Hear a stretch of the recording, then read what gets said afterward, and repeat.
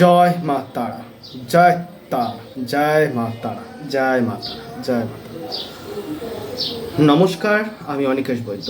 আপনারা শুনছেন কালীকথা। এখানে শুধুমাত্র গল্প নয়, গল্পের মাধ্যমে শিক্ষাও দেওয়া হয়। প্রতি বৃহস্পতি এবং শনিবার শুনতে ভুলবেন না কালীকথা। আজকের কালীকথায় আপনারা শুধু আমাকে দেখবেন না, আমি একটা গল্প ক্রিয়েট করেছি। তো এআইয়ের মাধ্যমে ছোটোখাটো করে যেমন করে হোক আমি এটাকে করেছি।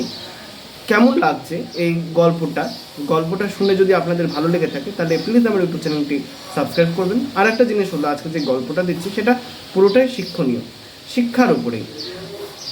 তো এটা আমি যেভাবে তৈরি করেছি সেটা যদি আপনাদের ভালো লেগে থাকে তাহলে অবশ্যই আমার ইউটিউব চ্যানেলটি সাবস্ক্রাইব করবেন। আর আজকে যে গল্প বলতে চলেছি সেই গল্পটির নাম হলো হিংসা হলো নিজের ক্ষতির কারণ বা নিজের পত্তনের কারণ।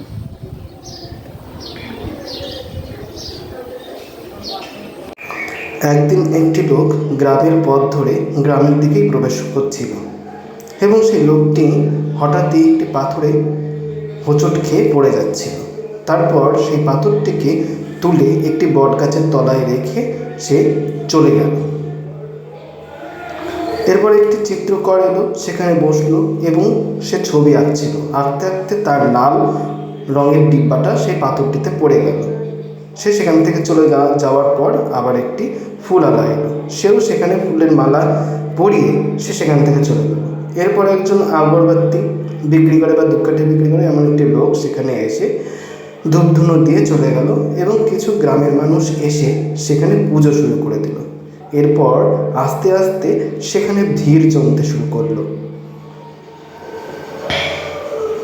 সবাই মিলে পুজো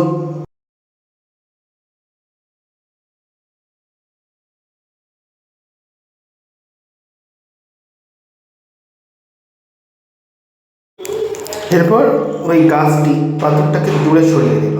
সে মনে মনে ভাবলো, আগের লোক আমার কাছে এসে বসতো, কিন্তু এখন এই পাথরটাকেই সবাই পুজো করে, সেজন্য সে পাথরটাকে দূরে সরিয়ে দিল। আর এইদিকে কিছু লোক এসে দেখলো যে পাথরটা অনেক দূরে রয়েছে এবং তারা ভাবলো এই গাছটাই বোধহয় অশুভ। সেই কারণে তারা গাছটাকে কেটে সেখানে একটি মন্দিরে স্থাপন করতে লাগলো। আর সেখানে একটা মন্দির হলো, আর সেখানে লোকজন এসে পুজো আর্চা করতে লাগলো।